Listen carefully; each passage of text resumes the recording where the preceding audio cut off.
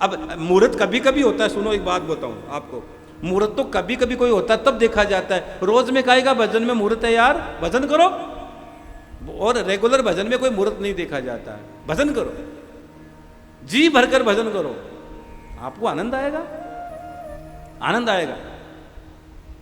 तो बुढ़ापे का चक्कर में मत रहना, महाराज बुढ़ापे में हो जाएगा, कुछ नहीं होना है। बुढ़ापे में मन चंचल ज्यादा होता है, पता है। बच्चे और बूढ़े में कोई फर्क नहीं होता है, इसलिए बच्चे दादा से ज्यादा प्यार करते हैं। क्यों करते हैं? क्योंकि उनको पता है दादा का भी मन चंचल है, उसको चॉकलेट वॉकलेट कुछ खानी होगी, तो वो दादा बोलते ले बेटा ये, अरे तुम खिलाते नहीं हो बच्चों को, लाओ ला बेटा चॉकलेट है, धीरे से एक मेरी भी आइसक्रीम लेके आना जा। मतलब बुढ़ापा बड़ा चंचल है, बुढ़ापे में भजन नहीं हो सकता। करने वाले बिरले लोग हैं भैया, वो कर भी सकते हैं, लेकिन मामला डिफिकल्ट है।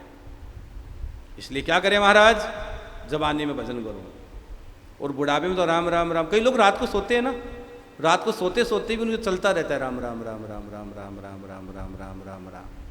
हाँ, कई लोग रात को सोते तभी राम राम राम राम राम राम चलता रहता है। अरे अरे क्या बोल रहा है इसमें, वो उन्होंने मंत्र सिद्ध हो गया उनको, उसके हर सांस में 21,600 सांसें रोज लेते हैं, हर सांस में उनको राम राम राम। चेतन रहे या चेतन रहे, सोने की अवस्था में रहे, स्वप्न की अवस्था में रहे, हर अवस्था में जीवात्मा भगवान का भजन करने लग जाता है, भगवान का भजन करने लग जाता है। हाँ, तो इसलिए इस श्रेणी में आपको आना है मेरे बहन भाई, बुढ़ापे का इंतजार मत करना।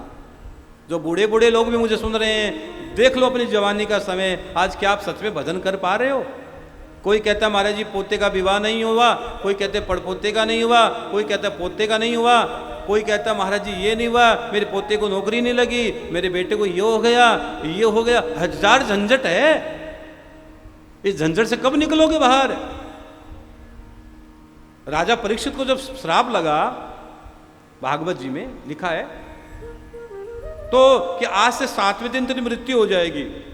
दुनिया में ऐसा ये केस है कि 7 दिन की गारंटी थी वहां, इसके अलावा जीवन में कभी गारंटी नहीं होती है। लेकिन वहां उसने श्राप दिया कि आज से 7वें दिन तेरी मृत्यु हो जाएगी। 7 दिन वो जिएगा, कन्फर्म जिएगा, उसको कोई मार नहीं सकता था। वो चाहता तो 7 दिन में राजा कुछ भी कर सकता, चक्रवर्ती सम्राट था परीक्षित तो। देखो उनको पता है कि जीवन के 7 दिन मिल जाए मेरे को, और वो गारंटी थी कितना भी पाप करता, कुछ भी करता, उनको 7 दिन में कुछ नहीं था, उनकी मृत्यु तो जैसे होनी थी वैसी होनी थी। लेकिन उसने सोचा मेरी मृत्यु को सुधार लूं मैं। वो गंगा के तट पर चले गए, आसन लगाया, सुखदेव जी आकर बैठे, परमहंस, और सुखदेव जी आकर बैठे। सुखदेव जी ने से पहले प्रश्न किया, क्या गुरुजी मृत्यु को बदला जा सकता है? परीक्षित ने कहा। तो सुखदेव जी ने कहा परीक्षित मृत्यु को बदला तो नहीं जा सकता बेटा, लेकिन हे राजन मृत्यु को सुधारा जा सकता है, मृत्यु को तुम सुधार सकते हो। अब भैया हम सुधारने के लिए बैठे हैं, अपने जीवन को सुधारने के लिए बैठे हैं, और केवल कथा, आपके द्वारा किया गया पुण्य, आपके द्वारा किया गया सत्कर्म ही आपके जीवन को सुधार सकता है, आपको मृत्यु को सुधार सकता है। मृत्यु कौन सी अच्छी होती है पता है? अंत में परमात्मा का नाम निकल जाए।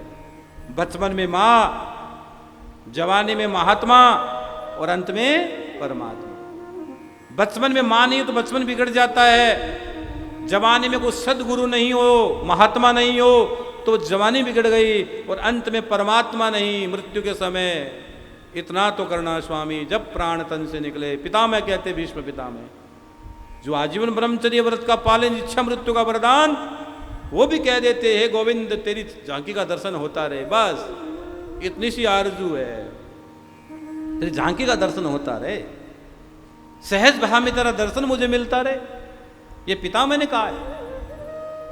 तो जीवन में भरोसा नहीं है कोई, इसलिए ये समय फिसलता चला गया।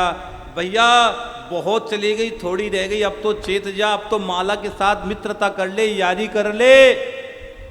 हाँ, अब तो मित्रता भगवान के साथ यारी कर ले, गोविंद की याद में आनंद ले ले यार, यही तो जीवन का असली आनंद है। जो तेरे से बने सेवा में आ जा, जुट जा, भगवान का भजन करना प्रारंभ कर दे। हाँ, भजन करना प्रारंभ कर दे। हाँ,